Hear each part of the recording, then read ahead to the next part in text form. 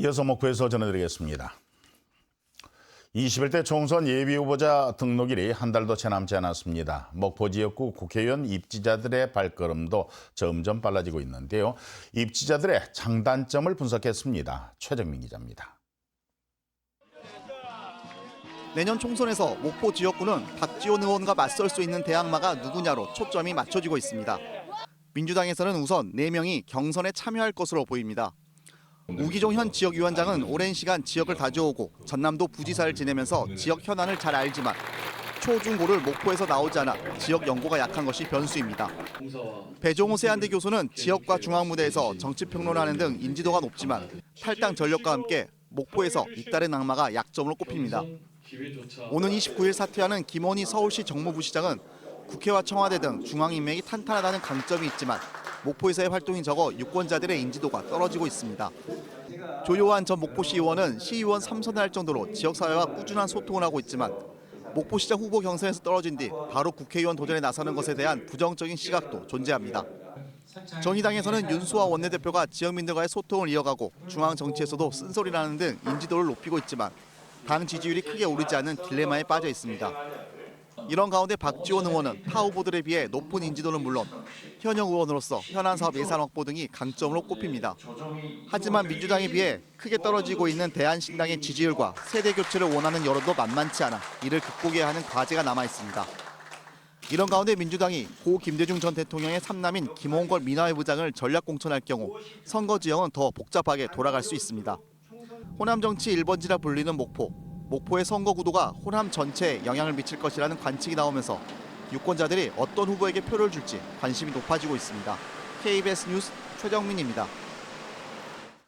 장성웅 전라남도 교육감이 인사청탁에 대한 불이익을 경고했습니다. 장 교육감은 최근 열린 확대 간부 회의에서 내년 1월 대규모 일반직 인사를 앞두고 인사에 대한 설왕설래가 많다면서 내외부의 인사청탁이 올 경우 해당 직원에게 오히려 불이익을 줄 것이라고 밝혔습니다. 장 교육감은 지난 7월 인사에서 역량 있는 젊은 과장들을 전진 배치해 조직에 활력을 불어넣었다면서 이번 인사도 공정하게 진행하겠다고 덧붙였습니다. 전라남도가 2019년 정부 합동평가에서 전국 도 단위 3위를 달성해서 정부로부터 재정 인센티브로 11억 원을 교부받습니다. 또 합동평가에 대한 시군 평가는 순천시와 여수시가 각각 1, 2등을 차지했고 완도군의 경우 19위에서 8위로 순위가 가장 많이 상승했습니다. 전남도는 상위권 성적 유지를 위해서 부서별 추진 실적의 점검과 전문가 컨설팅 등을 진행할 예정입니다. 민속씨름이 최근 젊은 세대를 중심으로 새롭게 주목받고 있는데요. 영암군이 천하장사까지 배출을 하면서 씨름의 명가로 자리매김하고 있습니다. 민속씨름의 흥미와 재미를 느낄 수 있는 텔레비전 프로그램도 선을 보인다고 합니다. 손준수 기자의 보도입니다. 팽팽한 신경전 끝에 삿발을 맞잡고 일어선 두 선수. 호각 소리와 함께 힘과 힘의 대결이 펼쳐지고 순식간에 승패가 결정됩니다. 중심이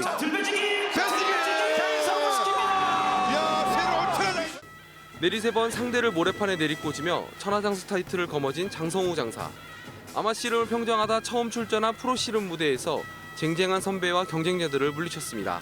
어릴 때부터 꿈꿔왔던 천하장사를 하는 꿈 같은 하루였습니다. 지금도 계속 꿈을 꾸고 있는 것 같고요. 2017년 창단 이후 체급별 장사 타이틀만 20차례 따낸 영암군 민속씨름단. 천하장사까지 배출하며 민속씨름의 신흥 강자로 우뚝 섰습니다. 열악한 재정 형편에 팀 해체 위기만도 여러 차례. 지난 9월 지원 조례가 개정되면서 선수단의 사기도 높아졌습니다. 우리 선수들이 이제 안정적으로 운동에만 전념할 수 있는 이런 좋은 구단이 계속 유지되는 것에 대해서 정말 뿌듯하게 생각하고요. 이런 가운데 민속씨름의 인기몰이를 위한 서바이벌 경영 프로그램 씨름의 희열이 오는 30일 밤 10시 45분에 KBS ETV를 통해 새롭게 선보입니다. 영암군 씨름단을 비롯해 전국을 대표하는 16명의 현역 선수가 화려한 기술 씨름을 선사할 예정입니다. 모래판에서 진짜 거의 뭐 1mm, 2mm 정도 차이로 이기고지근하는 경기가 되게 많이 있고 그리고 이제 좀 예능으로서 최초니까 한번 재밌게 봐주셨으면 좋겠습니다. 긴 침체기를 지나 새롭게 조명받고 있는 민속씨름이 화려한 기술과 선수들의 끼를 통해 제2의 부흥기를 꿈꾸고 있습니다. KBS 뉴스 손준수입니다. 무안국제공항의 연간 이용객이 개항 이후 처음으로 80만 명을 돌파했습니다. 한국공항공사 무안지사는 올 들어 이번 달까지 이용객은 80만 1,710명으로 1년 전 같은 기간에 비해서 74%가 증가했다고 밝혔습니다. 공항공사는 일본 여행객의 감소로 오사카 등 일본 노선의 운항을 폐지를 했지만 중국과 동남아 노선 등이 확충이 되면서 전체 이용객이 늘어났다고 설명했습니다. 공항공사는 또 다음 달부터 무안과 괌을 오가는 항로편이 개설돼 이용객이 더 늘어날 것으로 전망했습니다. 전라남도가 신규 시장의 개척과 관광객 유치를 위해서 베트남 호치민시 현지에서 동남아 통상사무소를 열고 공식 업무에 들어갔습니다. 전남도는 우리나라의 교육 대상으로 부상한 아세안과 우호 교류를 확대하고 신규 수출 시장의 개척 등 정부의 신남방 정책에 대응하기 위해서 통상사무소를 개설했다고 밝혔습니다. 전라남도의 동남아 통상사무소는 인도와 동남아시아의 교류 거점으로 전남 지역 기업의 통상 업무를 본격 지원할 예정입니다. 목포였습니다.